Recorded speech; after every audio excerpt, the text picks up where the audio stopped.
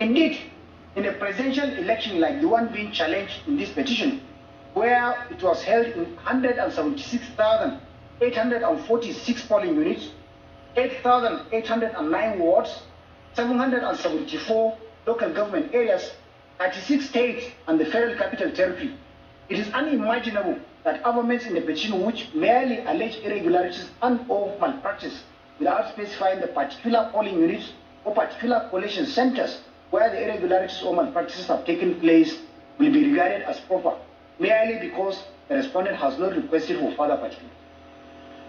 Tibel Gore Ahmed and PDP. Also, when an election petition is by nature a declaratory action, in which the petitioner succeeds only on the strength of his own case and not on the weakness of that of the rest.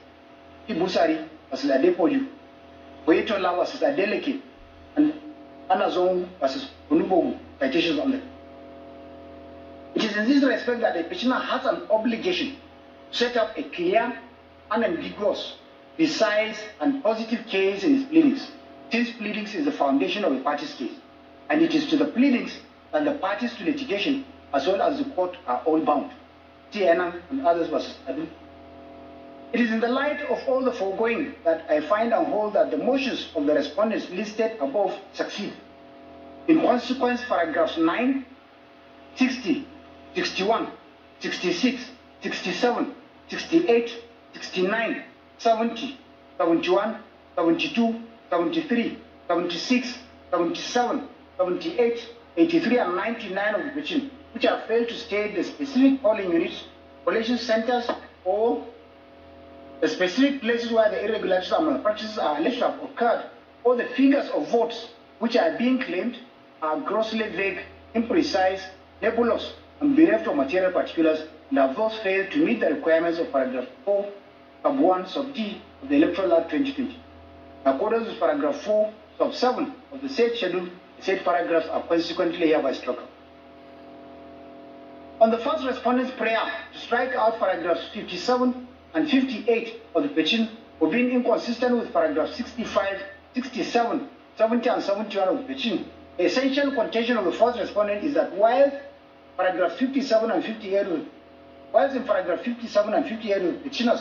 petitioners have alleged that the first respondent failed to comply with the order of inspection granted by the court, petitioners have in paragraphs 65, 67, 70, and 71 stated that they will rely on the report of the inspection. Additionally, first respondent also argued that the first petitioners have alleged that the election was marred by corrupt practices and was not conducted in substantial compliance with the Electoral Act 2022. They have also alleged that they have scored majority of lawful votes cast and should be declared the winner. Relying on some cases which are produced here, first respondent asked the court to strike out the paragraphs as well as prayers 1 to 4 on the one hand, and prayers 5, sub 1, and sub 2 on the other hand for being inconsistent. Conversely, the petitioner contend that the law allows them to plead conflicting facts insofar as they have claimed alternative reliefs. They refer to the alternative reliefs at pages 35 to 37 of the petition, relied on some cases which are reproduced here, as well as the ruling on similar objection by the 2019 presidential election court in the previous case. As rightly submitted by the petitioners, the reliefs in this petition, which I have reproduced at the beginning of this ruling, are undoubtedly sought in the alternative. The settled law is that reliefs can be sought in the alternative, and where so sought by a party is at liberty to plead conflicting facts in line with the alternative reliefs he has sought. In Adilije versus Muagu and others, this court, as he then was, held that, and I quote, in civil litigation and indeed in election matters, a party can make two seemingly contradictory pleadings, leading to two different heads of claim. That is why a petitioner can claim that the election be annulled for reason of substantial non-compliance and in the same breath claim that he won the election by a majority of lawful. Petitioner may plead the same set of facts, ground alternative relief. Those pleadings are not ipso facto held to be self-contradictory. The court can only grant one relief as the party must decide which relief is best supported by the evidence on record. Unquote. See also on this metal construction West Africa Limited versus Aboderi, citation given. In any case, First respondent, which is the body that conducted the election and to whom the first petitioner's nomination documents were submitted by the second petitioner, admitted in paragraph 4 of the petition, wherein petitioners averred that the first petitioner was duly sponsored by the second petitioner, whose platform the first petitioner contested. Therefore, have no hesitation in its countenance in this ground.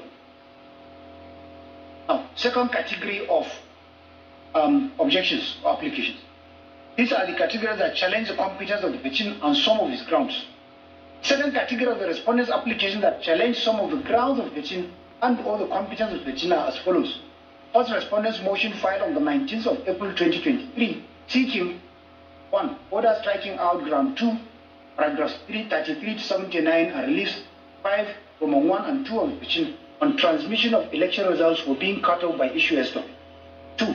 Order striking out paragraphs 20, Roman 1, 21, 23, 24, 25, 26, and 27 on nomination of the second and third respondents for lack of jurisdiction.